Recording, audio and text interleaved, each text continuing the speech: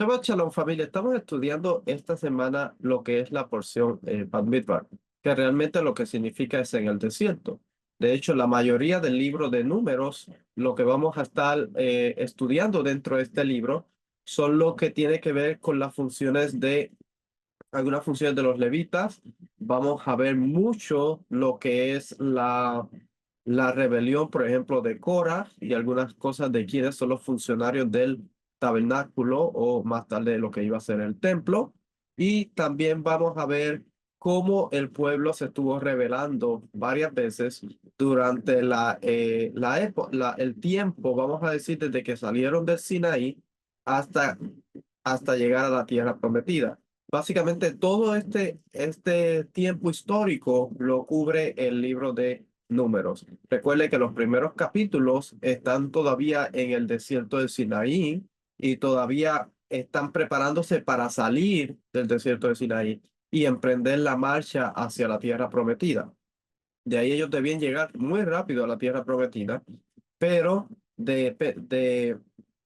por la rebelión de las espías que pasa en el libro de Números, el tiempo que ellos tuvieron en el desierto se alargó por aproximadamente 38 años. Recuerde que ellos tuvieron 2 años en el desierto de Sinaí, en lo que Dios le dio las instrucciones de cómo debían hacer el Mishkan, donde Dios le dio las instrucciones, lo que llamamos los 613 mandamientos, o la mayoría de ellos, y le dio la ley.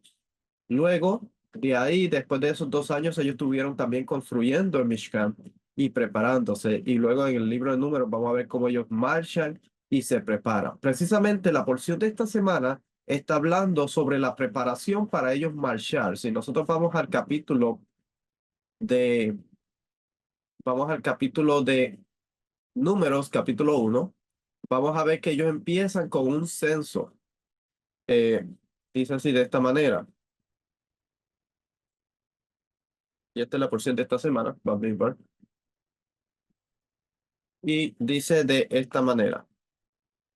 Dice, el Señor habló a Moisés en el desierto de Sinaí, en la tierra de reunión, el primer día del segundo mes, en el segundo año de su salida de la tierra de Egipto, diciendo, haz un censo de toda la congregación de los hijos de Israel, por sus familias, por sus casas paternas, según el número de nombres,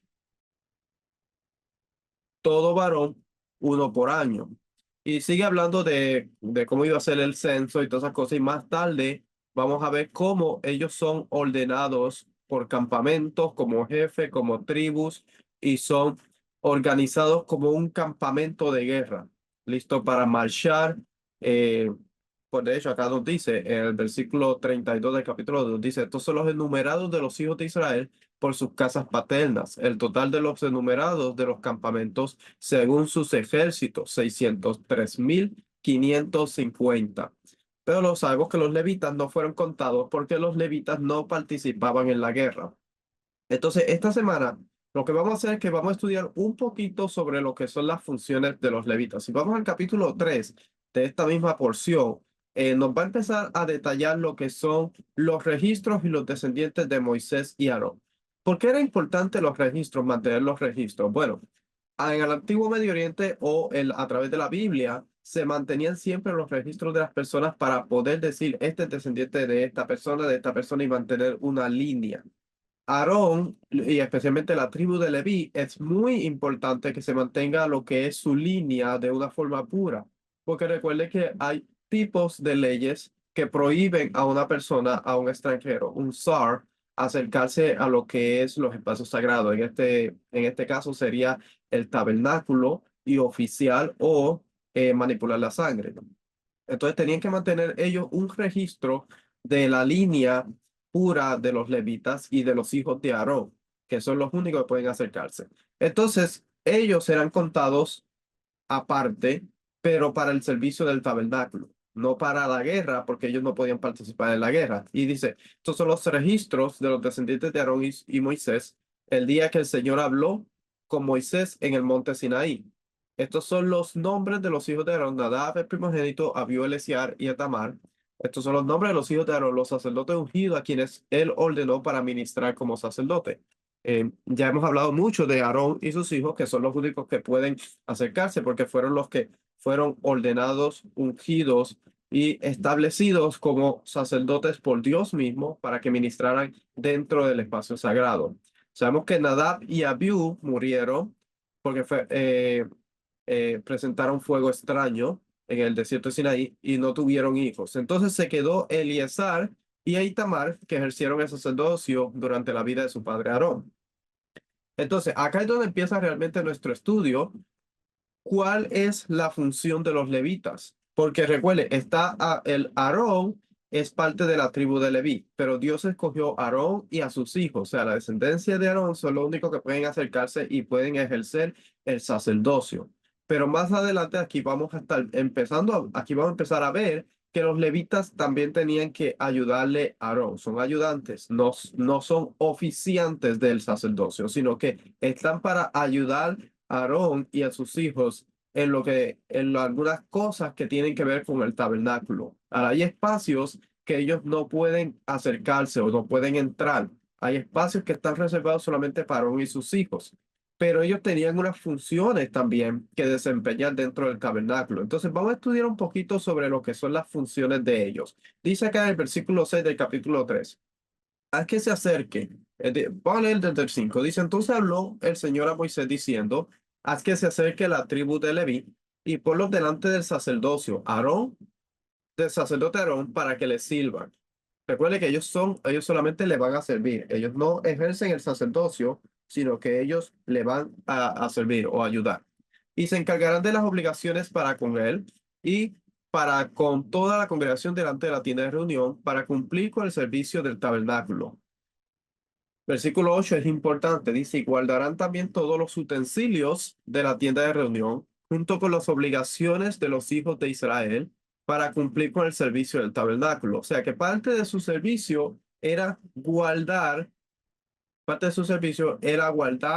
eh, de los utensilios de la tienda de reunión y junto con todas las obligaciones de los hijos de Israel para cumplir con el servicio del tabernáculo.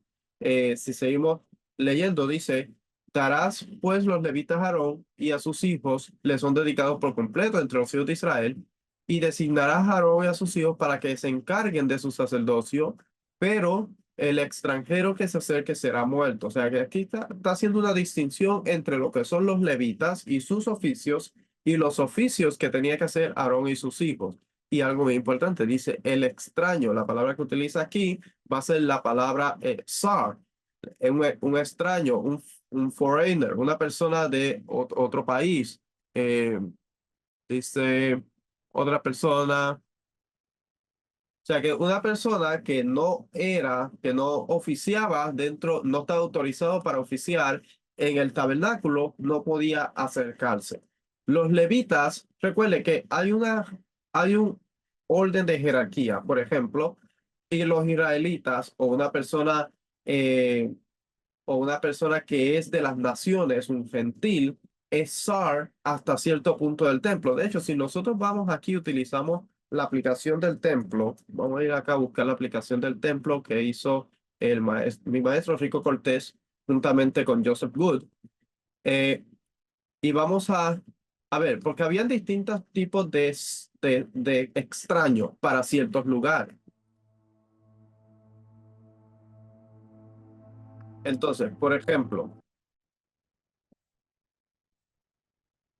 vamos a ir aquí, nos encontramos ahorita en la corte de las mujeres, pero vamos a salir de la corte de las mujeres y vamos a ir afuera del templo.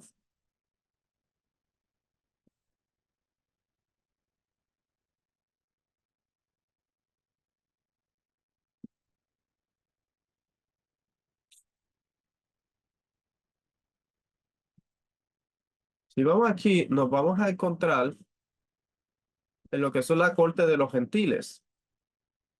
Aquí afuera nos encontramos en la corte de los gentiles o cualquier persona que no estaba autorizada para entrar allá. O sea, una persona, por ejemplo, un gentil es un zar para entrar a este lugar.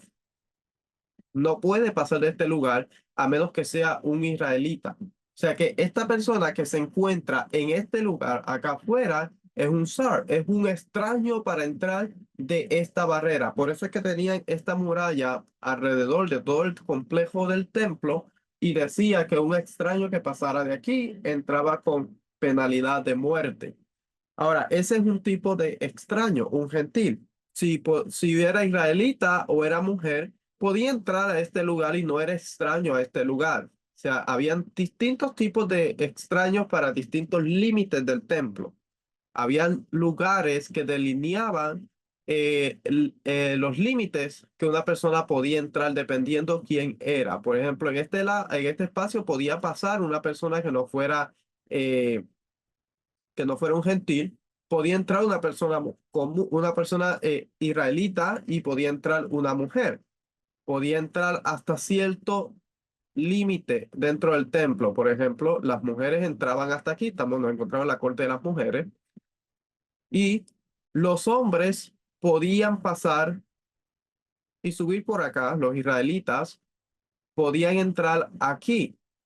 Ahora, en este lugar que es la corte de los israelitas, nos encontramos que una mujer que está en este lugar es un zar, es extraña para este lugar, porque aquí solamente podían estar lo que eran los israelitas, los hombres israelitas de Israel.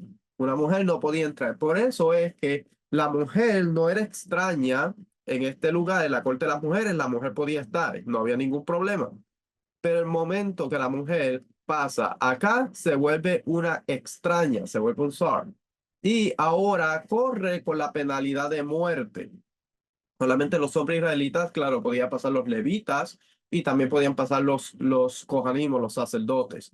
Si nosotros seguimos por acá, acá está la corte de los levitas y ellos podían pasar, pero un israelita que se pasaba a la corte de los levitas era un zar, era un extraño, no podía pasar un israelita a la corte de los levitas.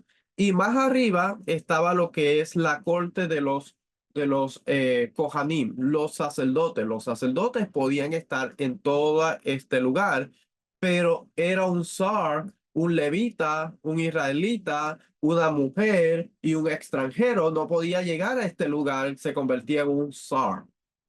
Entonces, por eso es que nosotros cuando leemos el libro, el capítulo 17 y 18 del libro de Números, vamos a encontrar que hay distintas funciones para los levitas, pero una de las funciones y una de las mayores funciones de ellos era guardar el tabernáculo y más tarde guardar el templo. Ese era parte de su servicio para que no porque una persona se fuera a una persona pudiera atacar el templo como tal, que sí es una posibilidad, pero más bien era para que una persona, un intruso, no entrara a lugares que eran consagrados. De hecho, eso lo vamos a ver más tarde cuando un rey trató de usurpar. De hecho, eso cuando un intruso entra, se llama usurpación. En el antiguo Medio Oriente se entendía eso. Si nosotros vamos acá, vamos a ir a leer una notita que le tengo por acá y nos habla sobre eso, cómo ellos pensaban en el antiguo Medio Oriente sobre lo que era una usurpación. Por ejemplo, dice, la invasión se manifiesta tanto en el ámbito secular como el sagrado. Este último es una de las principales preocupaciones de la rebelión de Coré, del capítulo 16-17, y de hecho de los primeros capítulos del libro de Números, número 150, eh, que nos dice de esta manera, sino que pondrás de los levitas a cargo del tabernáculo el testimonio y de todos sus utensilios y de todo lo que pertenece. Ellos llevarán el tabernáculo y todos sus utensilios y lo cuidarán. Además, acamparán alrededor del tabernáculo. Y cuando el tabernáculo haya de ser trasladado, los levitas lo desarmarán. Y cuando el tabernáculo acampe, los levitas lo salmarán. Pero el extraño que se acerque morirá. La palabra que utiliza es exar. Y acamparon los hijos de Israel, cada uno en su campamento y cada uno con su bandera. Ok, perfecto. Dice el capítulo 3:5, dice, ya leímos eso ahorita, que se iban a acercar los hijos de Leví. 14:39,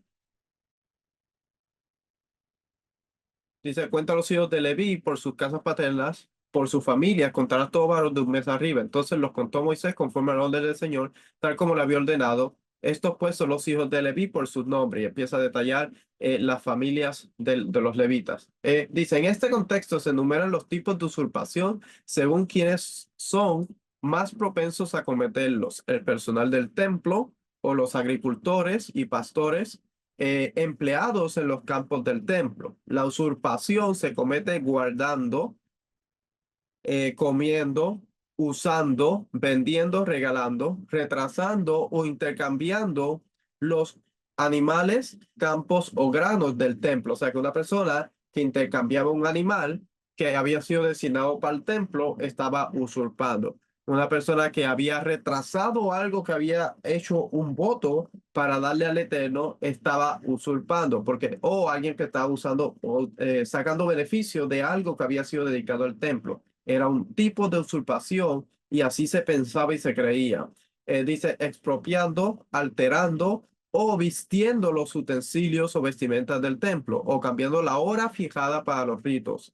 Las mujeres, los niños y los sirvientes, incluso los sacerdotes, así como todos los extraños, son considerados intrusos si entran al recinto sagrado. O sea que estas personas, si entran a lo que es el recinto sagrado, son consideradas personas intrusos o extraños. La Biblia los llama extraños, un zar. Eh, Mientras que a los hombres hititas importantes se les permite el acceso siempre que vaya acompañado de guardias designados por los sacerdotes. O sea que los hititas permitían personas importantes que entraran hasta ciertos lugares, siempre y cuando fueran con guardias designados por los sacerdotes. La Biblia no hace distinción entre un estatus social de una persona. Una persona, inclusive el rey de Israel, tiene un lugar dentro del templo que se podía sentar. Eso no es dentro, y estaba en la corte de los israelitas. Si nosotros vamos acá a la aplicación del templo, eh, el, el rey se sentaba en algún lado por acá dentro de la corte de los israelitas, pero nunca podía pasar, eh, perdón, se sentaba en un lugar acá dentro de lo que era la corte de los israelitas, pero nunca podía pasar a este lugar. No podía ofrecer o llevar un animal y llevarlo hasta acá y sacrificarlo o matarlo, vamos a decir, porque solamente el rey podía llegar hasta allá, aunque tenía un estatus social más elevado que un israelita normal. Entonces no hacía distinción entre lo que era una persona socialmente o más elevada que otras. No, no hacía distinción, sino que todos eran extraños hasta cierto punto. Si nosotros seguimos estudiando dentro de la aplicación del templo, vamos a darnos cuenta que, por ejemplo, eh, un sacerdote o un kohanim que estaba en este lugar tenía que ser escogido. Se hacía una lotería que escogía a las personas que iban a hacer el servicio del día. Si otra persona que no había sido autorizada, no había sido escogida para ese día, se paraba aquí, también era un extraño, era un zar. Y los kohanim o los sacerdotes podían entrar al templo los que habían sido designados para el servicio del día. Nadie más podía entrar, se convertía un zar, un extraño. Y por último, tenemos lo que es el espacio más sagrado, que es el lugar santo, que solamente una persona podía entrar y era el sumo sacerdote una vez al año. Si una persona que no era sumo sacerdote entraba a este lugar y era un extraño, si el sumo sacerdote entraba en un día que no había sido el día que Dios había escogido y estipulado, el mismo sumo sacerdote se vuelve un zar, un extraño. Es importante que entendamos los niveles de santidad dentro del templo, porque eso nos va a ayudar a entender hasta dónde podemos llegar una persona común, hasta dónde puede llegar un gentil, una persona israelita, hasta dónde puede llegar una persona que es una mujer, hasta dónde puede llegar un hombre israelita, hasta dónde pueden llegar los levitas y hasta dónde puede llegar los kohanim, donde entra el sumo sacerdote. Eso es importante, que nosotros aprendamos la distinción, porque cuando nosotros entendemos, de hecho, el templo está estructurado de tal forma que establece un orden y establece funciones y roles.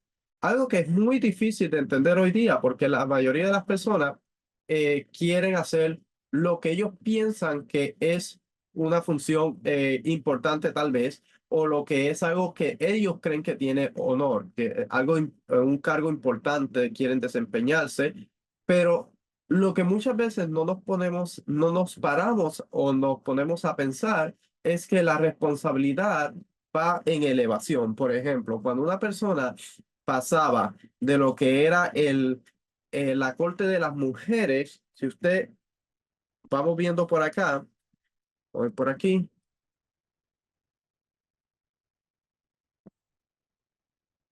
vamos saliendo aquí. Desde que uno entra al templo, al principio, no sé si haya notado, la responsabilidad de una persona se denota por los escalones que tiene que subir. Por eso se llama que subir al templo, porque siempre se va en elevación, nunca se va bajando, sino que siempre va subiendo. Por eso se llama subir a Jerusalén, subir al templo. Eh, cuando nosotros salimos por acá, si podemos salir,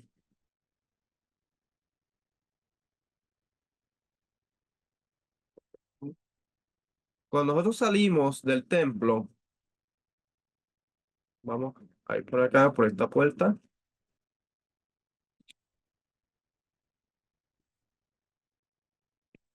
Usted se va a dar cuenta que acá, por ejemplo, estamos a una elevación. De hecho, si salimos del monte del templo, hay una elevación. Si nosotros vamos por acá y subimos por la puerta del templo que está acá, por aquí, acá, se va a dar cuenta que va a ver los escalones que va subiendo la persona. Eso significa que el nivel de santidad de esa persona tiene que ser mayor, tiene que ser más elevado. También hay más responsabilidades, porque, por ejemplo, el gentil o el que está haciendo conversión o el prosélito o como se le quiera llamar a una persona que puede llegar hasta cierto lugar, hasta el Sorej, eh, esa persona tiene menores responsabilidades. La persona que entra a este lugar, el israelita, puede entrar, tiene el privilegio de entrar, pero también tiene más responsabilidades. Y si una persona se va acercando más al espacio sagrado, al espacio más santo, más responsabilidades tiene la persona. Mire cómo la persona va subiendo aquí, los niveles de escalones, los, los escalones que va subiendo para entrar a lo que es la corte de los israelitas. Un levita que podía ascender estos escalones tenía que tener mayor elevación, mayor responsabilidad. Y los Kohanim que entraban aquí tenían mayor responsabilidad. Una persona que entraba a este lugar, al lugar santo, tenía mayor responsabilidad. Lo denota los escalones que va subiendo la persona. Y la persona que entraba al lugar santo tenía mayor responsabilidad aún. Entonces, no es el poder subir a veces, sino que es la responsabilidad que conlleva poder llegar a esos espacios que ha sido permitido. Por eso es que una persona extraña que no tiene las responsabilidades, no tiene la dedicación, no se le permite entrar a esos lugares porque la santidad es mayor.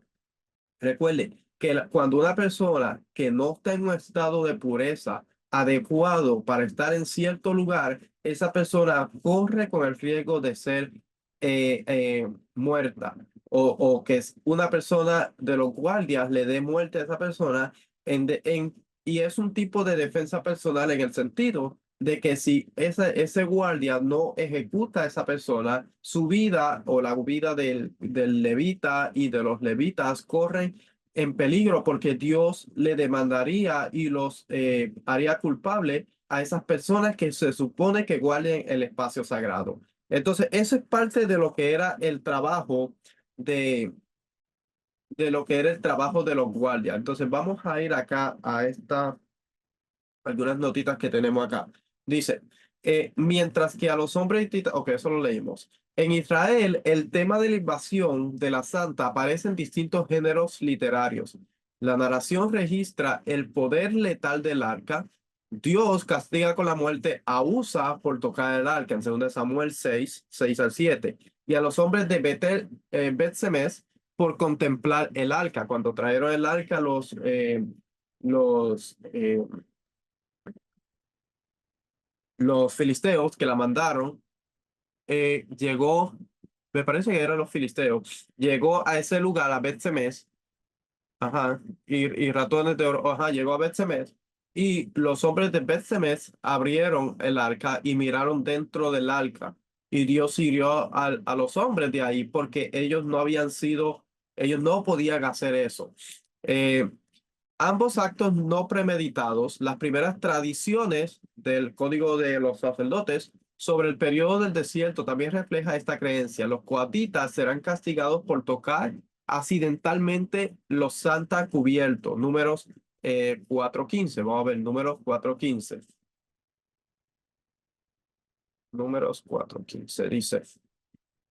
Cuando Aarón y sus hijos hayan terminado de cubrir los objetos sagrados y todos los utensilios del santuario, cuando el campamento esté para trasladarse, vendrán después los hijos de Coat para transportarlos, pero que no toquen los objetos sagrados, pues morirán. O sea que ellos no podían tocarlo. Estas son las cosas que transportaban los hijos de Coat en la tienda de reunión. O sea que ellos podían transportarlo, pero no podían tocar las cosas que eran sagradas. Eso es importante porque la responsabilidad que ellos tenían era una, la responsabilidad de los kohanim o los sacerdotes era otra. Dice, la noción de usurpación en el código sacerdotal encuentra su articulación más significativa en su fórmula. Números 151, 310, 38 y 18:7, que deberían traducirse como el usurpador no autorizado será muerto. El contexto de la fórmula es invariable. La elaboración de los deberes de vigilancia de los cordones sacerdotales y levíticos dentro del alrededor del tabernáculo. Número 18 nos dice los oficios de cada quien. En particular, especifica la jerarquía de responsabilidad en la custodia compartida del tabernáculo. Por ejemplo, los sacerdotes son responsables de la intromisión de sacerdotes descalificados en el altar y dentro del santuario. O sea que ellos, por ejemplo, número 18:1 dice, entonces el Señor dijo a Aarón, tú y tus hijos y tu casa paterna contigo llevaré la culpa en relación al santuario, y tú y tus hijos contigo llevarán la culpa en relación con vuestro sacerdocio. Entonces, ellos eran responsables de vigilar, de asegurarse que una persona no adecuada, un kohanim, aunque era kohanim, pero si tenía un, algo que lo descalificaba, podía ser algo físico o podía ser algo ritual en cuestión de pureza. Si no estaba en un estado de pureza, no podía acercarse al altar hasta que esa situación no se revertiera y se volviera el sacerdote puro. Las impurezas pueden ser ocasionadas por distintas cosas. Entonces, a veces pensamos que la impureza lo va a descalificar para siempre. No, podía haber, por ejemplo, si una persona iba a hacer el servicio en ese día y la persona tenía el Kohanim tenía una emisión eh, durante la noche, eso lo descalificaba temporalmente por ese día, hasta la noche que el Kohanim o el sacerdote se hacía una inmersión ritual, y ya la persona ya él podía ejercer su sacerdocio el próximo día. Hay otras descalificaciones que eran más, por ejemplo, la lepra. Si le daba a un sacerdote lepra, eso lo descalificaba hasta que no se purificara. Y por ahí siguen las distintas cosas por qué podía ser descalificado. Pero los sacerdotes, sus hermanos, debían vigilar y debían guardar y proteger el espacio sagrado. Recuerde que lo importante aquí es proteger el espacio sagrado, que no sea profanado, porque el momento que es profanado, no solamente el levita o el sacerdote corre con consecuencias, sino que eso a largo plazo puede perjudicar inclusive a toda la nación, a todos los israelitas. Dice, tanto los sacerdotes como los levitas vigilan los santos contra posibles invasión de los levitas. Números 18:3.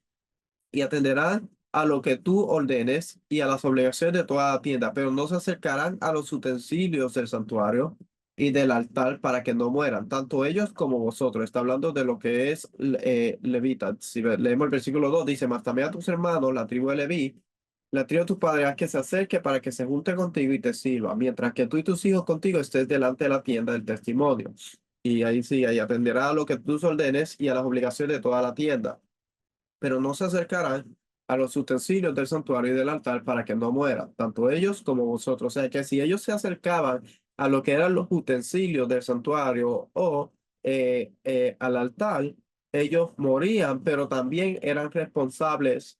La persona, si no la persona que era responsable de guardar y cuidar ese espacio no se encargaba de eso, también era responsable. En este caso, el Kohanim tenía que ser responsable porque ellos no usurparan. Por eso es que dice aquí que los sacerdotes como los levitas vigilan los santos contra posible invasión de los levitas. Eh, acá dice, el 5 y atenderá a las obligaciones del santuario y a las obligaciones del altar, a fin de que la ira no venga más sobre los hijos de Israel. Ok. Dice, tanto cuando los santa está en tránsito, o sea, cuando se transportaba, los levitas, especialmente los coatitas, que los llevan al hombro, son responsables, o sea, deben protegerlos de la invasión israelita. Números 4:15 al 20 nos dice esto, cuando Aarón y sus hijos hayan terminado de cubrir los objetos sagrados y todos los utensilios del santuario, cuando el campamento esté para trasladarse, vendrán los hijos de Coat para transportarlo, pero que no toquen los objetos sagrados, pues morirán. Estas son las cosas que transportarán los hijos de Coat de la tienda de reunión. Pero la responsabilidad de Eliezer, hijo del sacerdote Aarón, será el aceite para el alumbrado, el incienso aromático, la ofrenda continua de cereal y el aceite para ungir. Tendrá la responsabilidad de todo el tabernáculo y de todo lo que en él hay, con el santuario y sus enseres. Después el Señor habló a Moisés diciendo, no permitirás que la tribu de la familia de los coatitas sea cortada de entre los levitas. Esto haréis con ellos para que vivan y no perezcan cuando se acerque a los objetos santísimos. Aarón y sus hijos entrarán y señalarán a cada uno de ellos su trabajo y su cargo, pero no entrarán ni por un momento a ver los objetos sagrados para que no mueran. O sea que ellos no podían ver los objetos sagrados y ellos tenían que seguir las órdenes, según el versículo 19 dice, Aarón y sus hijos entrarán y señalarán a cada uno de ellos su trabajo y su carga. O sea, cada uno de ellos, Aarón y sus hijos, le iban a decir cómo ellos tenían que cargar, qué tenían que cargar y todas las cosas. Ellos tenían que seguir lo que Aarón y sus hijos establecían. Recuerde que estamos hablando de cosas santas, que solamente ciertas personas tenían acceso a ellos, Aarón y sus hijos, pero ellos podían transportarlo, pero había manera de cómo hacerlo. Y muchas veces no pensamos que ellos corrían con, eh, o sea, ellos tenían una penalidad de muerte si ellos no lo hacían de la forma correcta. Tenían que ellos hacerlo como se le había ordenado. Responsabilidad y seguir orden, la orden que le había dado Aarón y sus hijos. Dice, no, debían proteger la invasión israelita, o sea, que ellos debían proteger los utensilios y todas esas cosas que los israelitas no se acercaran.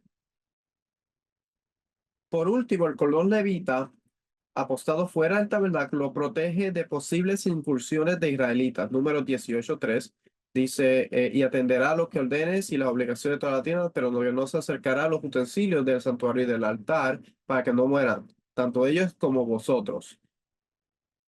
Vosotros está hablando eh, se está refiriendo a los levitas y los que eran encargados de mantener el espacio sagrado.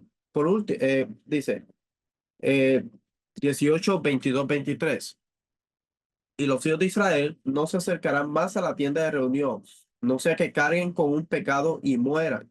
Solo los levitas servirán en el ministerio de la tienda de reunión y ellos cargarán con la iniquidad del pueblo. Será estatuto perpetuo por todas vuestras generaciones y entre los hijos de Israel no tendrán heredad. O sea que ellos eran responsables de todo lo que pasaba dentro de la tienda eh, de reunión y ellos debían cargar con la iniquidad del pueblo. O sea, que si una persona que no era levita o no era sacerdote se acercaba a un espacio que no era autorizado, los levitas como los sacerdotes eran responsables porque ellos cargaban con la iniquidad del pueblo. Si una persona en un estado de impureza entraba y ellos lo dejaban entrar sabiendo que estaba en un estado de impureza, también eran responsables porque contaminaba el espacio sagrado.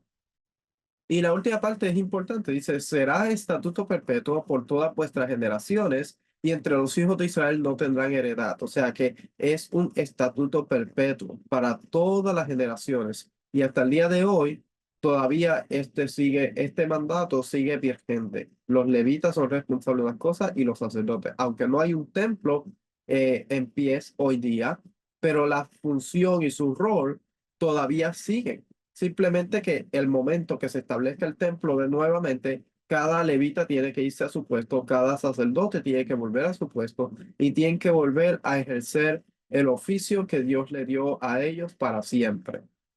Algo importante que consideremos cuando estamos estudiando lo que tiene que ver con los levitas y los sacerdotes. Eso se llama legalidad bíblica. Algo que tenemos que nosotros indagar y estudiar un poco es la legalidad bíblica. ¿Qué es legal y qué no?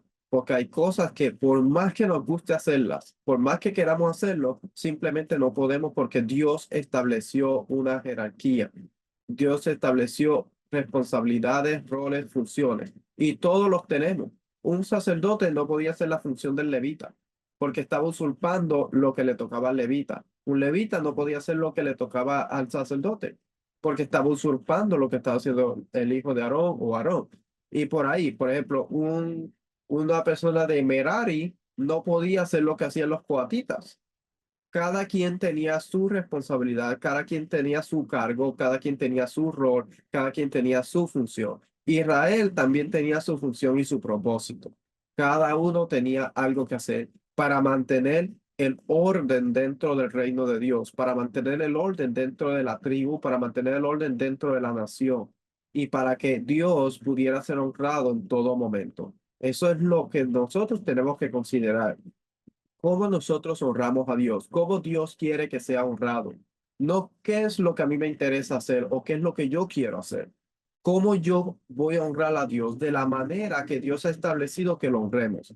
Esa es una pregunta que debemos hacernos y ser sinceros nosotros mismos. Porque si nosotros simplemente queremos hacer algo por hacerlo y no por honrar lo que Dios ha establecido, entonces estamos actuando en rebelión. Ok, las responsabilidades, por ejemplo, las gradaciones de responsabilidad están en consonancia con las realidades físicas. La ubicación real de los guardias sacros, la jerarquía de responsabilidad por la invasión del tabernáculo estipula completamente el capítulo 18, estipulada completamente en el capítulo 18, está representada por el siguiente esquema. Por ejemplo, los sacerdotes, los objetos más sagrados, y se hacía encroachment o usurpación cuando un sacerdote descalificado se acercaba o tocaba algún objeto que era más sagrado. Los sacerdotes y los levitas eran responsables de lo que era más sagrado y los objetos cuando estaban en un lugar. Cuando se había levantado el tabernáculo, los levitas eran responsables y los sacerdotes de mantener en guardia ese espacio, de que los levitas no entraran al espacio más sagrado o tuvieran contacto con los objetos más sagrados. Porque recuerde que los levitas eran los que tenían más acceso en ese momento. Los coatitas eran responsables de lo más sagrado y los objetos más sagrados durante el tránsito. No podían verlos ni podían tocar, simplemente eran transitables donde los montaban los Kohanim, los sacerdotes los preparaban, los cubrían y ellos lo cargaban.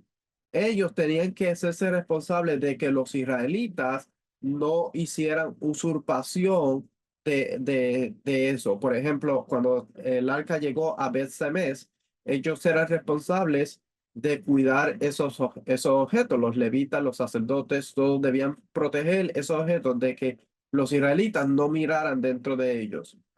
Pero también los israelitas no debían usurpar y mirar ese objeto. Los levitas eran responsables del tabernáculo en todo su complejo, en todo su conjunto, de que los israelitas no usurparan y entraran a espacios que no era autorizado para ellos, o tocaran o tomaran objetos que eran consagrados. Ellos, los levitas, tenían que montar guardia para que eso no pasara. Y eso lo vamos a ver en la forma como se estructuró el campamento. Esta porción nos enseña cómo se estructuró el campamento cuando ellos descansaban. ¿Dónde estaban los levitas? ¿Dónde estaba Aarón y sus hijos? ¿Dónde estaba Moisés? Ahorita va a ver una gráfica que nos va a explicar un poquito más sobre eso. Dice, El aspecto más significativo de esta fórmula es su castigo. Mientras que solo Dios castiga por el pecado cultural, en el caso de invasión del Santa, la muerte es impuesta por el hombre. La ira de Dios, encendida por el invasor israelita, no se descarga sobre el pueblo, sino sobre los negligentes guardias levitas. Estos últimos, por tanto, están facultados para matar al invasor como en su asesino en potencia. O sea que el invasor es un asesino en potencia contra el levita, porque si el levita no lo mata, el levita es el que muere en su lugar. Lo matan en defensa propia. De hecho, según el código sacerdotal, es el riesgo mortal de los levitas custodiar el tabernáculo, lo que les da el derecho a la generosidad de los diezmos como recompensa. Números 18, 21, 21 y 31. Dice, que dice aquí, he aquí, yo he dado a los hijos de Leví todos los diezmos en Israel por heredad, a cambio de su ministerio, en el cual sirven el ministerio de tienda de reunión. eh, Recuerde, importante que entendamos lo que estamos leyendo. Dice, aquí yo he dado a los hijos de Leví, o sea que los diezmos pertenecen a los hijos de Leví.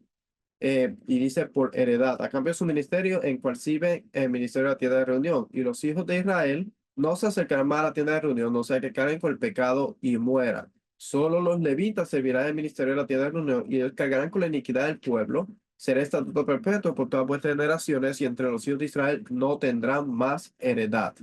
Ok, dice, este rescate de israelitas por levitas no es un caso de expiación vicaria por la que el inocente sufre por el malvado. La fórmula implica lo contrario.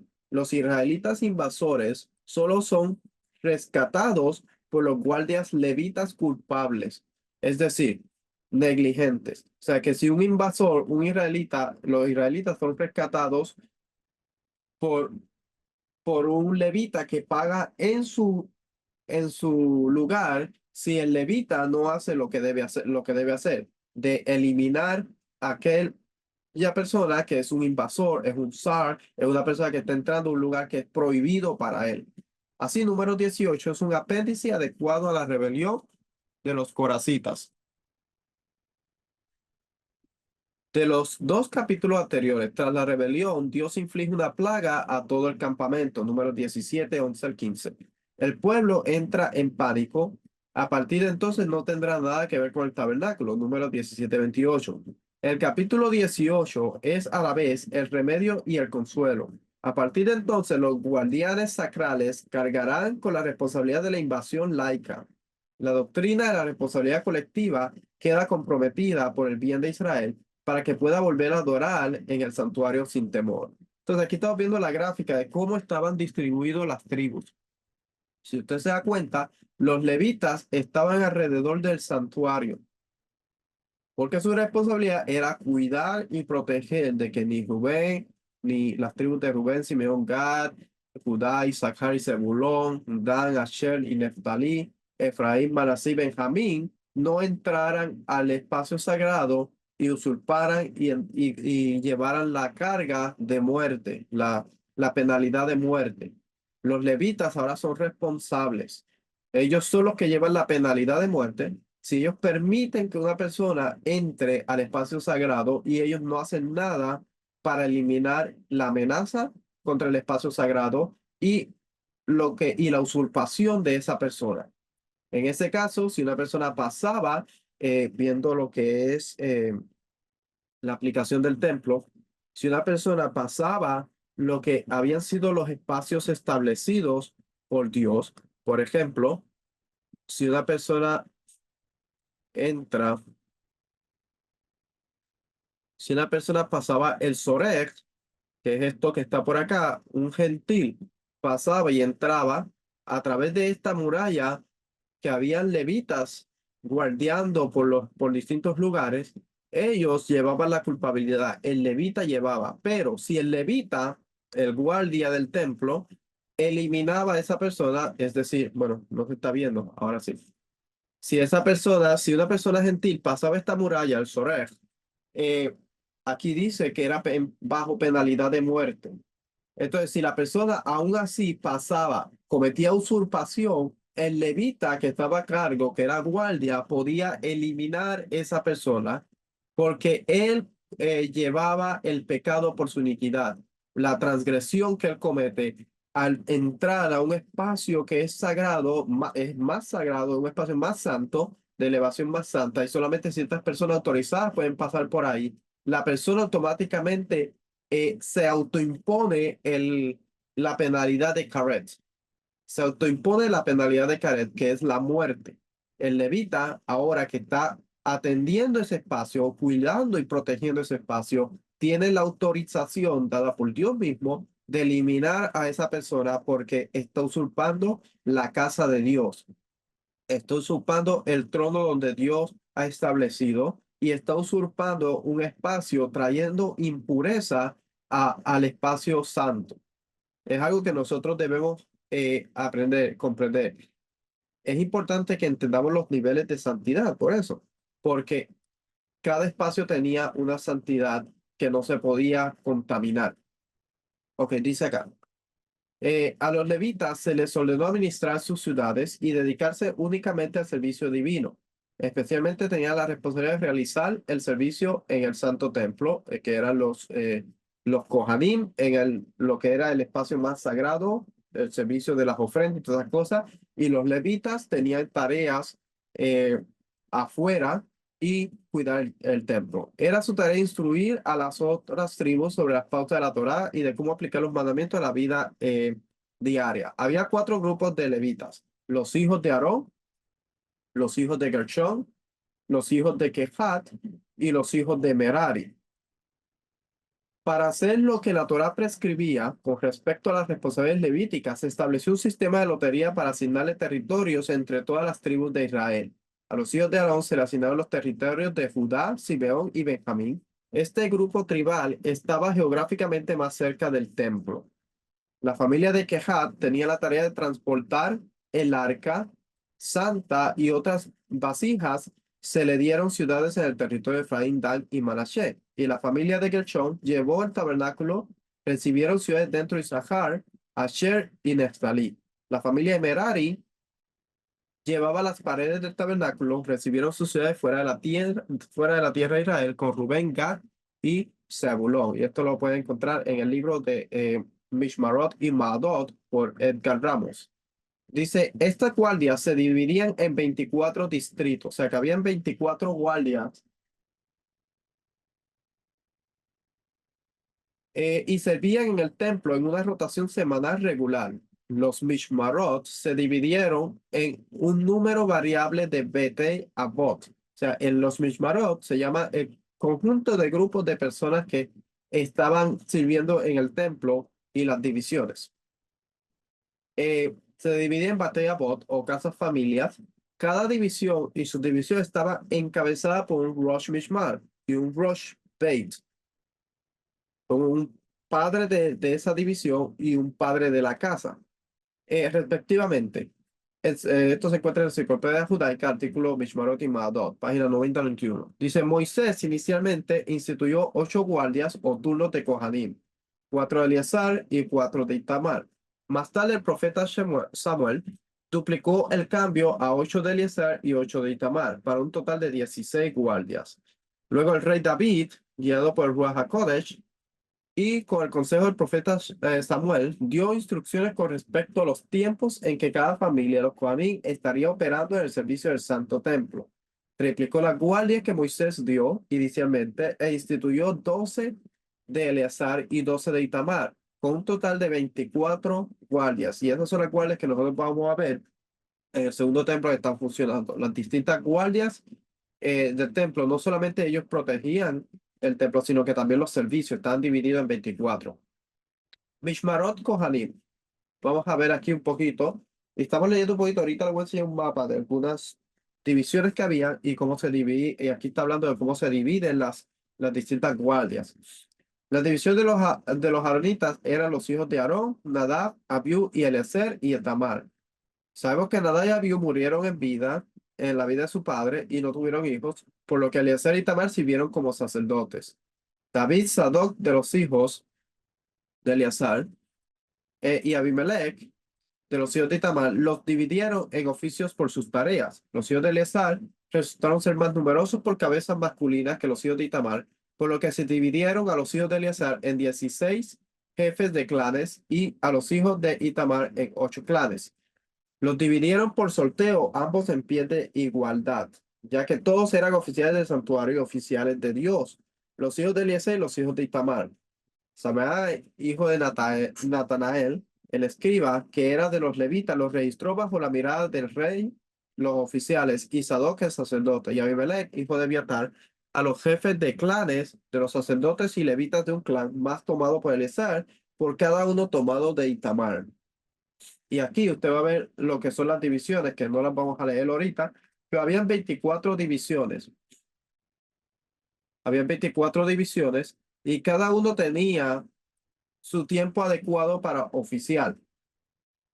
Cada uno oficiaba en su turno cuando le tocaba. Ninguno usurpaba al otro. Todos tenían el momento, el día, la semana que le tocaba a cada quien. Era algo organizado, espectacularmente organizado. Cada uno sabía lo que le tocaba. Los levitas también eran organizados por 24 grupos. Ellos acompañaban eh, las órdenes, que dice, el rey David también organizó los leví o los levitas en 24 grupos para que pudieran cumplir con las órdenes de los Kohanim y acompañarlos durante el servicio. Y por acá le explican o dice todos los que son las distintas divisiones. Las ciudades levíticas estaban divididas y había aquí está el mapa, en donde se encontraba cada una de las ciudades levíticas. Y ellos estaban divididas por los grupos y a quién le tocó cada ciudad donde ellos se situaban y de donde ellos estaban. Recuerde que había muchas cosas que pasaban dentro de las ciudades levíticas, inclusive había ciudades de refugio para una persona que había cometido un asesinato involuntario, que había sido un accidente. Podía correr a esos lugares de refugio hasta que se le daba juicio a esa persona. Y había otras cosas, los sacerdotes, los levitas hacían estudios, se preparaban a sus hijos para que siguieran el servicio del templo un futuro. Y había muchas cosas que se hacían dentro de las ciudades levitas.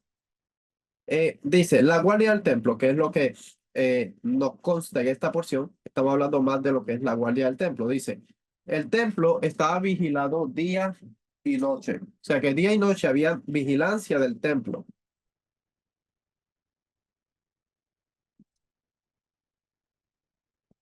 Eh, había un total de 24 lugares para proteger. Los Levim o los levitas mantuvieron la guardia en 21 lugares y los Kohanim vigilaron en 3 lugares. La Gemara pregunta, ¿de dónde se derivan estos asuntos de que los Kohanim y levitas vigilan diferentes lugares? Esto se deriva del versículo como los sabios enseñaron en un Baraita. El versículo dice que Dios le dijo a Aarón, y también tus hermanos, la tribu de Leví, la tribu de tu padre, os acercará con vosotros para que os acompañe y os sirva. Número 18:2. Número 18:2. El versículo está hablando de los levitas que acompañan a Aarón en su servicio, es decir, el de Aarón de vigilar en el templo, que es el único servicio realizado tanto por Cohanim como por levitas, puesto que el versículo habla de la guardia de los levitas solo como acompañamiento a la guardia de los Cohanim. Los levitas no vigilan desde arriba como los Cohanim, sino solo desde abajo. O sea que los levitas estaban siempre a la parte de abajo, mientras que los Cohanim estaban hacían su guardia en unos balcones que se encontraban en ciertos lugares del templo, en 3 lugares del templo. Entonces, ellos desde ese lugar, ellos hacían su vigilancia. De hecho, por la razón por la cual hay Kohanim es que los espacios donde ellos vigilaban, esos 3 espacios que ellos vigilaban, un levita no podía estar dentro de ese espacio. Eran espacios que eran más, tenían la santidad más elevada. Por eso es que los Kohanim tenían que hacer guardia por ellos. El versículo está hablando, ok, esto ya lo leímos. Dice, la guardia Kohanim. La Mishnah describe en el tratado de Tamid, Tamid cómo los Kohanim custodiaban las áreas santificadas desde los balcones de los edificios de la esquina que rodeaba la Santa Azara. Mishnah. Los Kohanim vigilaban en 3 lugares en el patio del templo, en honor al templo, como guardias en los patios reales, en la cámara de Aftinas, que es la cámara donde se preparaba el incienso, y en los 2 lados de la sección norte del patio, en la cámara de la chispa, donde había un pequeño fuego perpetuo, del cual se encendería el fuego del altar si se apagara, y en la cámara del corazón, donde también había un fuego por el cual los Kohanim se calentaban cuando hacía frío. En la cámara de Aftinas, en la cámara de la chispa, habían pisos superiores y los jóvenes Kohanim que aún no eran elegibles para servir en el templo vigilaban de allí. En 3 lugares vigilaban en el templo, en la cámara de Aftina, en la cámara de la chispa y en la cámara de fuego. Midot 1:1. Los levitas estaban a cargo de proteger el complejo del templo, todas las áreas consideradas de menor santidad, fuera de la Azara propiamente dicho.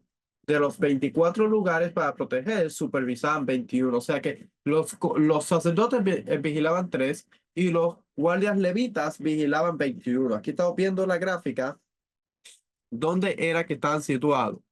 Si usted se da cuenta, los que están aquí en negritos, ellos son los levitas y los que están vestidos de blanco, por ejemplo, aquí, aquí y aquí, es donde estaban los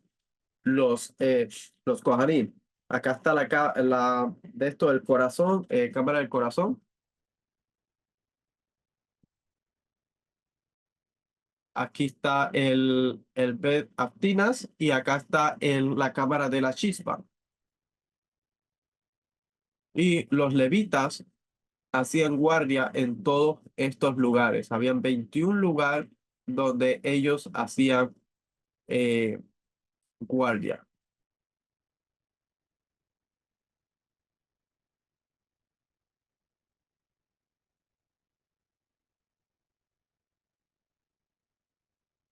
Habían 21 lugares donde ellos hacían guardia, protegiendo las entradas, protegiendo el acceso al templo, protegiendo todo el lugar como si fuera un palacio real. Sabemos que es el palacio de nuestro rey, en donde está su presencia. Y ellos protegían, había un grupo de día y un grupo de noche que protegía también ese espacio.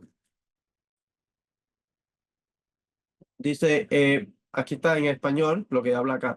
En las puertas de la entrada del templo, en la puerta de Fulda, puerta del este, en la puerta de Tadi, en la puerta de Kiponis, en la esquina exteriores del complejo del templo, en las 5 puertas de acceso al complejo interior, el Shar Nicanor, Shar Hadelek, Shar Habeharot, Shar HaKorban, Shar Hanashim, en la esquina exterior de la Azara, en la Lishkat HaKorban, en Lishkat HaKorban, en Lishkat HaKeporet, detrás del Keporet y en esos lugares. Si usted quiere más información, esto lo saqué del libro de Abodah Korbanot, donde explica el servicio de los guardias, cómo ellos lo hacían, y hace explica todo el servicio del templo, básicamente cómo se hacía y la importancia de él. Un libro de recursos muy, muy bueno. Dice, deber de guardia, así en todas partes. En relación con el tabernáculo, Mishmeret significa deber de guardia y nada más. Números 1:51. Dice, pero los levitas acamparán alrededor del tabernáculo del testimonio para que no venga la ira sobre la congregación de los hijos de Israel. Los levitas pues tendrán a su cargo el tabernáculo del testimonio. Ellos debían mirar ahí. Ha indicado, número 1:51 indicado de antemano, que el cordón levítico alrededor del tabernáculo lo guarda de la incursión de los laicos y protege a estos últimos de sufrir la consiguiente ira de Dios. Eso lo dice Jacob Milgrom. Entonces ellos tenían la función de proteger y cuidar ese espacio. Dice, esta doble función de vigilancia se explica con todo detalle aquí en este libro de Milgrom. El deber de guardia de los levitas es una responsabilidad de por vida que presumiblemente comenzará en la adolescencia y continuará hasta su vejez. Me parece que esto está en Números 8:25. que habla de cuando ellos empiezan y cuando ellos terminan. Vamos a ver. Dice, pero a los 50 años se jubilarán de ejercer el ministerio y no trabajarán más. A ver, esto es lo que se refiere a los levitas. Desde los 25 años en adelante entrarán a cumplir el servicio en el ministerio de la tienda de reunión. Para a los 50 años se jubilarán de ejercer el ministerio y no trabajarán más. Sin embargo, pueden ayudar a sus hermanos en la tienda de reunión a cumplir sus obligaciones, pero no ejercer el ministerio. Así harás con los levitas en cuanto a sus obligaciones. Pero sabemos que ellos se preparaban desde antemano. Ellos no solamente empezaban a ese tiempo, sino que desde antemano ellos empezaban le daban educación desde que nacían. Se le daba la educación para que ellos pudieran ejercer lo que ellos iban a hacer. Sin conocer la jubilación, en contraste con esto, el duro trabajo de mostrar, transportar y volver a montar el tabernáculo llamado Bodá, véase, termina a los 50 años, se limita a la edad de máxima fuerza física. Números 4:3, que dice de 30 años arriba hasta los 50, todos los que se listan para servir la reunión. De hecho, si nosotros leemos este versículo, hay una discrepancia. Si nosotros vemos el libro, el versículo que leímos anteriormente, que dice, aquí lo tengo, dice, pero a los 50 se jubilará. Ok. Sin embargo, pueden ayudar. No, desde el 24 dice, esto se refiere a los levitas desde los 25 años, pero si nosotros leemos el versículo que estamos ahora, en Números 4:3, dice de 30 años arriba. La, lo que pasa es que ellos desde los 25 oficialmente, hasta donde hemos estudiado y hasta el día de hoy, lo que conozco, es que desde los 25 años ellos empezaban a entrenar oficialmente. A los 30 entonces ellos empezaban a hacer el servicio ya una vez habían terminado el entrenamiento. Claro, desde un principio yo era entrenado desde pequeño, pero oficialmente es como cuando una persona termina la universidad y empieza a hacer sus prácticas.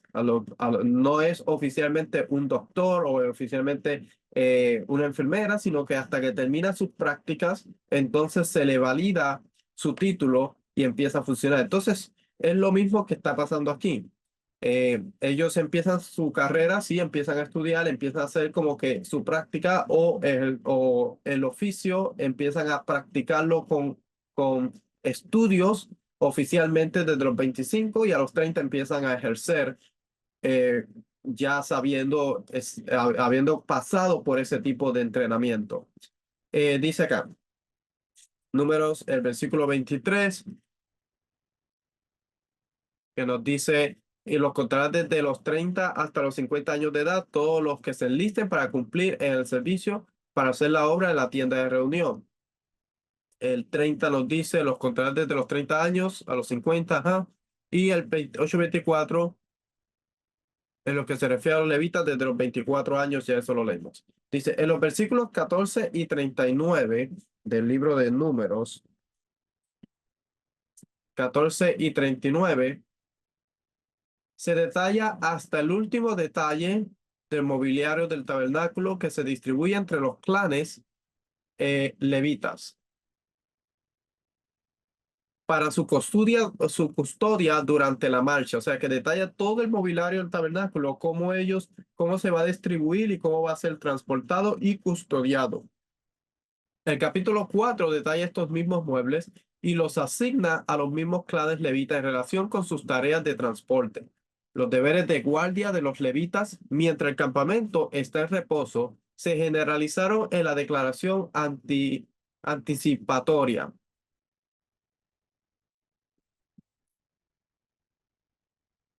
En un números 1:53. Y se hará referencia a ellos de nuevo cuando se mencionen los riesgos ocupacionales de la guardia en números 18, 1 al 7. En esta pericopa introductoria, el perfil del trabajo levítico en relación con el santuario puede resumirse en solo 2 versículos. Mientras el campamento está en reposo, versículo 7, y en tránsito, versículo 8. Ahora vamos a ver los grupos de guardia en el templo, según Primera de Crónicas. Recuerde que el David los organizó y los organizó por guardias. Y nos dice en el capítulo 26, 1 al 19, nos va detallando los grupos. Dice, los capítulos 23 al 25 enumeran los grupos de levitas y sacerdotes y las funciones que les asignaban. Ahora el capítulo 26 concluye con esta lista con un registro de los guardias del templo. La primera mitad del versículo 1 da título a los versículos 1 al 19 y en el versículo 19 es el resumen de los versículos 1 al 18. El hebreo llama a estos levitas guardianes de la puerta. Su deber principal era aparentemente proporcionar seguridad en el templo, por lo cual es una versión GNT y algunas versiones utilizan la expresión guardias del templo. Una de sus funciones era impedir que una persona impura entrara en el templo. Segunda de Crónicas 23:19 dice, colocó porteros junto a las puertas de la casa del Señor, de modo que no entrara ninguno que por alguna causa estuviera inmundo. O sea, que una de las razones mayores de ellos era asegurarse que una persona no estuviera en un estado de impureza. Ok. Dado que las puertas de la ciudad y los templos del antiguo Cercano Oriente solían ser como las puertas de las casas, las traducciones utilizan tanto porteros como guardianes de las puertas sin que haya ninguna diferencia del significado. Para la lista de guardianes del templo que vivían en Jerusalén y sus responsabilidades, véase Crónicas 9, 17 y al 27, que habla de las distintas guardias de los templos, del templo y cómo fueron distribuidas. Dice, eh, dado que los números de los versículos 8, 9 y 11 suman 93, los cuales del templo enumerados en esta sección deben haber sido jefes de guardia y no lista completa de todos los guardias del templo. Los guardias del templo eran 4.000 en tiempo de David. En tiempo de Nehemías vivían en Jerusalén 172 guardias del templo. La declaración del salmista de que se alegraría de ser guardia del templo muestra la importancia que era el templo en la vida del pueblo israelita.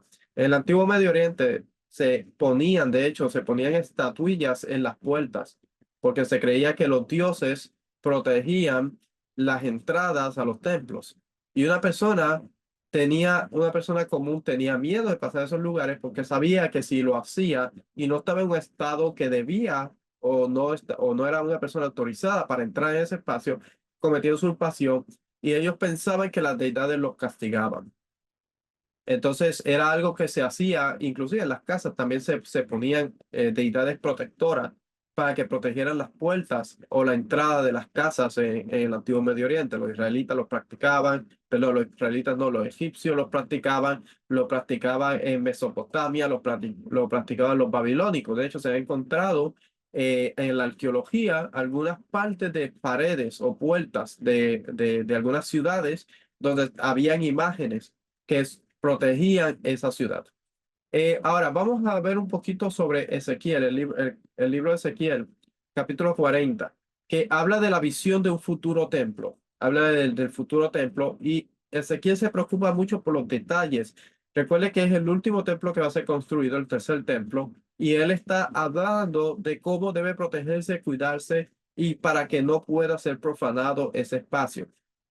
Nosotros sabemos durante la historia de Israel que el templo se descuidó mucho, especialmente el proteger lo que era impuro dentro del templo. El libro de Ezequiel nos habla de cosas que estaban pasando dentro del pueblo, dentro del templo. Jeremías nos habla de cosas que pasaban dentro del templo e imágenes que habían sido puestas inclusive dentro del templo de Dios en Jerusalén, profanando la pureza de ese lugar. Entonces el profeta Ezequiel nos habla en el versículo 40, nos dice de la siguiente manera. El profeta se encuentra en Israel, en la puerta oriental de un complejo de un complejo del templo, con una figura angélica, con una figura angélica dispuesta a ser de guía turístico. Ezequiel subraya que esta visión tiene lugar mucho después de que Jerusalén y el templo fueran destruidos. La preocupación de Ezequiel por los detalles del templo, las puertas, las habitaciones, el edificio, las paredes, el mobiliario e incluso la decoración refleja su formación como sacerdote. La separación entre el espacio sagrado y el común debía de ser muy importante para él, Proteger la pureza del espacio sagrado es la idea principal. Proteger el espacio sagrado es la idea principal de Ezequiel capítulo 40 hasta el capítulo 48. Siempre ha sido lo importante, proteger la pureza del espacio sagrado, proteger la pureza del espacio en donde Dios habita. Por eso es que hoy día una persona que dice que Dios habita dentro de él y la persona no está protegiendo su cuerpo como un espacio sagrado, es imposible que Dios pueda habitar dentro de una persona que no está siguiendo las estipulaciones que Dios ha dado, no es fiel al convenio, no es una persona que está en un estado de pureza o una persona que come cosas que han sido impuras, que Dios mismo ha establecido como impuras. Dios no puede morar en un cuerpo así. Entonces, Dios no puede morar dentro de su templo si el templo no es puro. Recuerde que lo que hace el templo, la casa de Dios, por ejemplo, es la presencia de Dios.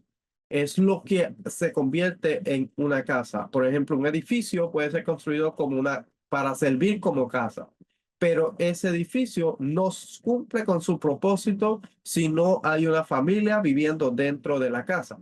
Al una persona, una familia habitar esa casa, se convierte en una casa. Lo mismo pasa con el templo. Dios, el ser humano, Dios le manda al ser humano a construirle una casa, un templo, para que él pueda habitar dentro de ese templo en medio de su pueblo. El pueblo tiene la responsabilidad de construirlo como Dios ha estipulado, utilizando el patrón que Dios ha dado, el blueprint, el DAFNIT, el, el, el plano que Dios ha dado para construir la casa.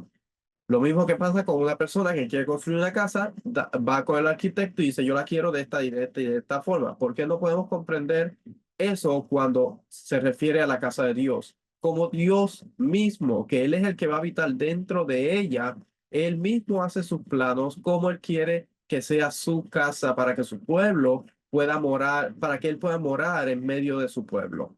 Ahora, lo que hace la casa de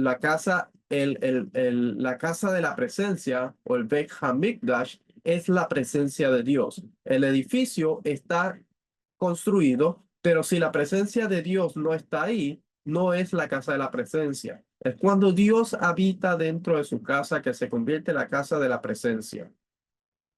Y precisamente lo que aleja la presencia de Dios es la contaminación, la impureza, lo que profana el altar y lo que eventualmente va a profanar no solamente el altar, sino que va a profanar todo el templo y todo el espacio santo y el espacio santísimo. Son las iniquidades y la conducta de Israel que compromete el espacio sagrado de Dios y compromete la presencia de Dios que esté en medio de su pueblo. El libro de Ezequiel está hablándole, amonestándole al pueblo a cómo se debe construir la casa de Dios. Está dándole el plano de cómo se debe construir y dándole la ley de la casa. De hecho, si nosotros vamos al libro de Ezequiel, capítulo 43, vamos a ir al libro de Ezequiel, capítulo 43.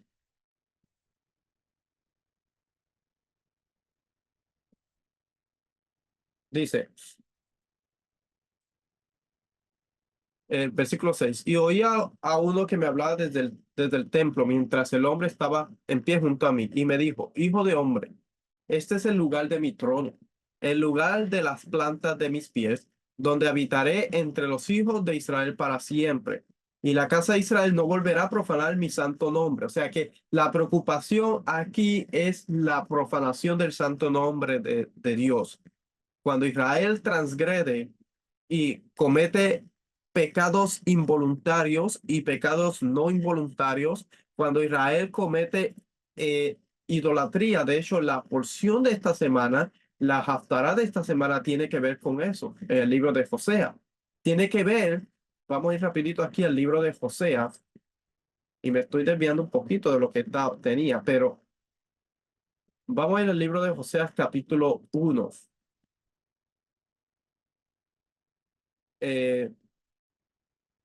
Vamos a ir al capítulo 1, versículo 2, que dice de esta forma. Cuando por primera vez el Señor habló por medio de Osea, el Señor dijo, anda, toma para ti una mujer ramera y engendra hijos de prostitución, porque la tierra se prostituye grandemente abandonando al Señor. Fue pues y tomó a Gomer, hija de Diblaim, y ella concibió y dio a luz a un hijo. Y el Señor dijo a Oseas, ponle por nombre Jezreel, porque dentro de poco castigaré la casa de Jehú por la sangre derramada en Israel, y pondré fin al reino de la casa de Israel. Sabemos que la casa de Israel está hablando del reino del norte, las 10 tribus que se separaron por la rebelión a Salomón. Y sucederá que en aquel día quebraré el arco de Israel en el valle de Jezreel.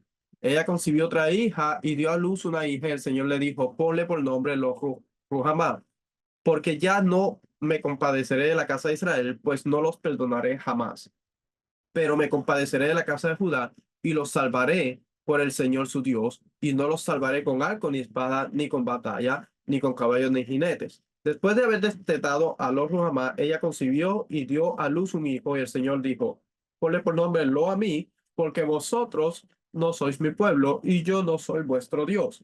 Si nosotros vamos al capítulo 2, que está hablando, entra más en la porción de esta semana. Dice, decía a vuestros hermanos a mí y a vuestra hermana Ruhamá, contended con vuestra madre, contended porque ella no es mi mujer y yo no soy su marido. Que quite pues de su rostro sus prostituciones y sus adulterios de entre sus pechos, no sea que yo la desnude completamente y la deje como el día en que nació.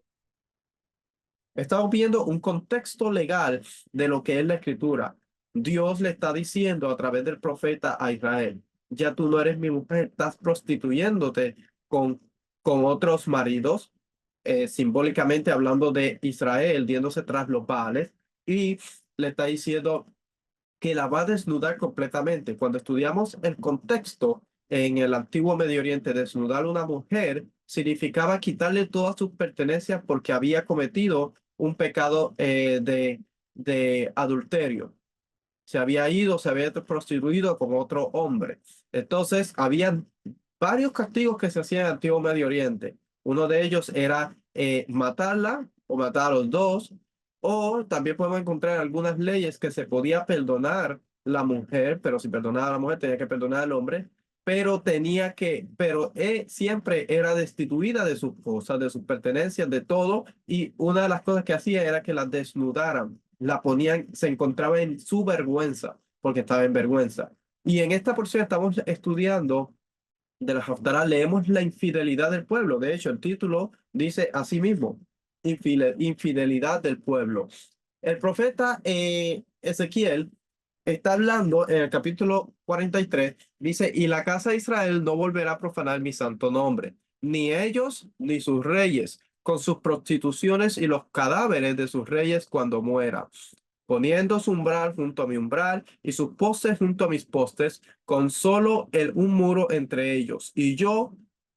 Ellos han profanado mi santo nombre con las abominaciones que han cometido, por eso los he consumido en mi ira. Que alejen ahora de mí sus prostituciones y los cadáveres de sus reyes, y yo habitaré entre ellos para siempre. Y dice, y tú, hijo de hombre, describe el templo a la casa de Israel para que se avergüencen de sus iniquidades, para que se avergüencen de sus iniquidades. Nosotros tenemos que estudiar la casa de nuestro rey, la casa de nuestro Dios, y tenemos que avergonzarnos de nuestras iniquidades, las iniquidades que hemos cometido. Dios ha establecido un orden. Nosotros nos hemos alejado del orden y es por nuestro desorden y nuestra rebelión que ha venido todo el mal sobre nosotros, pero aún así Dios está dispuesto a perdonar a su pueblo y volverlo a restituir. Pero ¿cómo lo va a hacer Dios si nosotros no estudiamos lo que es malo a los ojos de Dios y no nos avergonzamos de nuestro pecado y lo que hemos hecho? Dice, y tu hijo hombre escribe el templo de la casa de Israel para que se avergüencen de sus iniquidades y tomen las medidas de su plano. Y si se avergüenzan de todo lo que han hecho, enséñale el diseño del templo, su estructura, sus salidas, sus entradas, todos sus diseños, todos sus estatutos y todas sus leyes. O sea que hay 279 leyes que tienen que ver con el templo. Una persona puede decir, no, pero la mayoría de ellos son para los levitas y los sacerdotes. Pero aquí no nos está diciendo de eso. Dice que si se avergüenza de todo lo que han hecho, enséñale el diseño y está hablándole a la casa de Israel para que se avergüence de iniquidad y tomen la medida de su plano. Y si se avergüenza de todo lo que han hecho, enseñale el diseño del templo, su estructura, sus salidas, sus entradas y todos sus diseños, todos sus estatutos y todas sus leyes y escribe esto ante sus ojos para que guarden todas sus leyes y todos sus estatutos y los cumplan. Esta es la ley del templo. Todo su territorio sobre la cumbre del monte, por todo alrededor será santísimo. He aquí, esta es la ley del templo. Y empieza a detallar las medidas y todo lo que tiene que ver con el templo. ¿Cuál es el aprendizaje, el estudio? ¿Qué podemos sacar de la porción de esta semana? Los levitas son responsables de cuidar, proteger y guardar el espacio sagrado.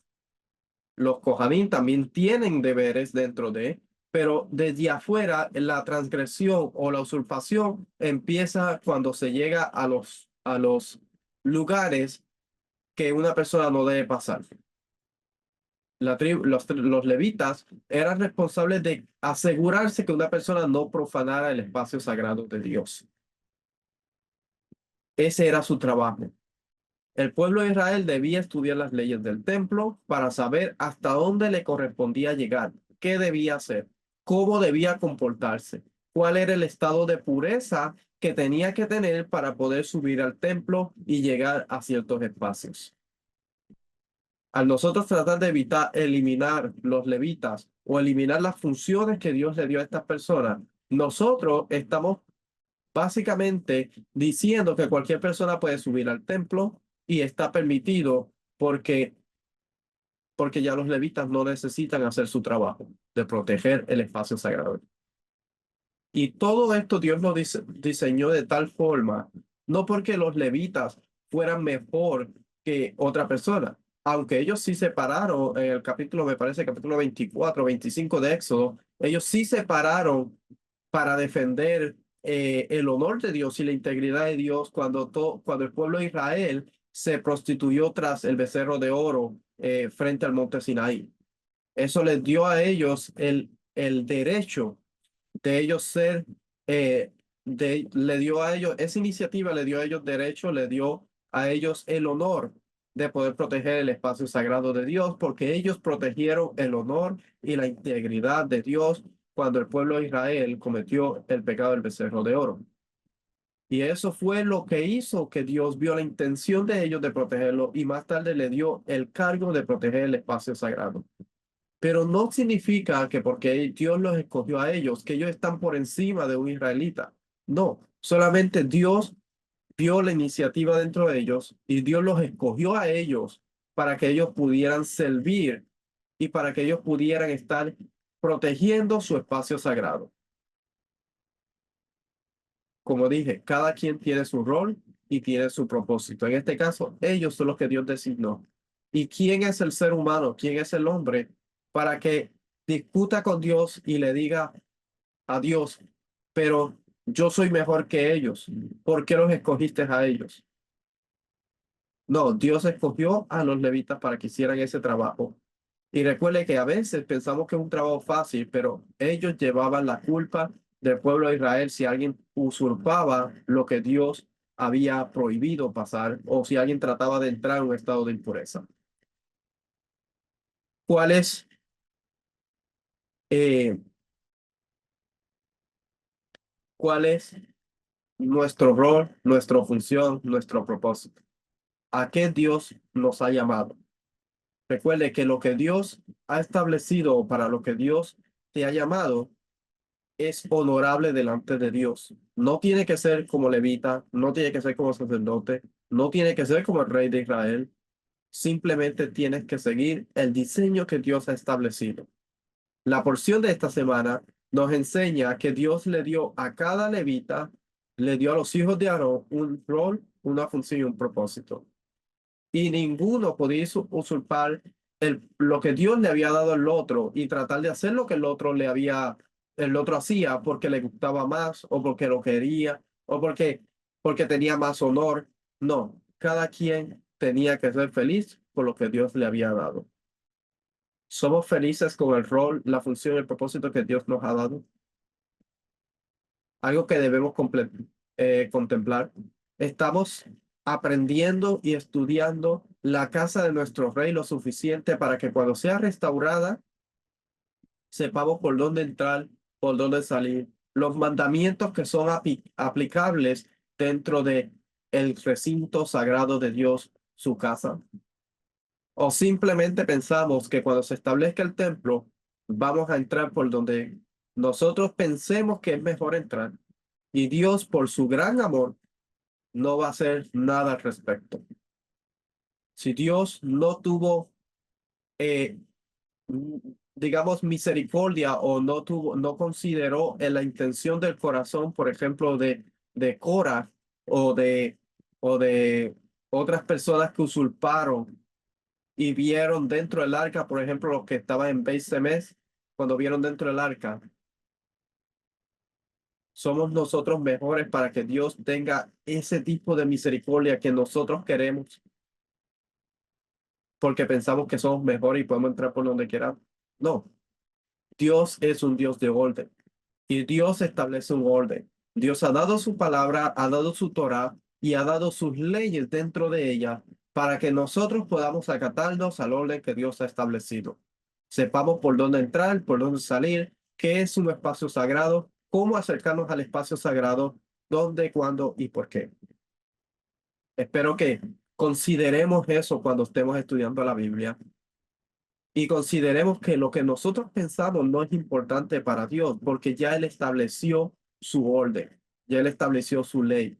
Nosotros como su pueblo, como las personas que hemos aceptado el convenio, que de hecho parte de aceptar el convenio es acatar las órdenes y las leyes que Dios ha establecido, que nosotros entendamos que Dios ya dio su orden, dio su corazón, su intención para nosotros a través de la Torá. Nosotros solo tenemos que estudiar y buscar para poder cumplir con la voluntad de nuestro Creador y que podamos obtener bendiciones que Él ha establecido dentro de su convenio con su pueblo. Espero que esto sea de bendición y si quiere estudiar más o buscar más estudios, puede ir a nuestra página de mamarragel.org y ahí se puede unir a nuestros grupos y también puede apoyar nuestro ministerio. Espero que esto sea de bendición para usted. Shabbat Shalom.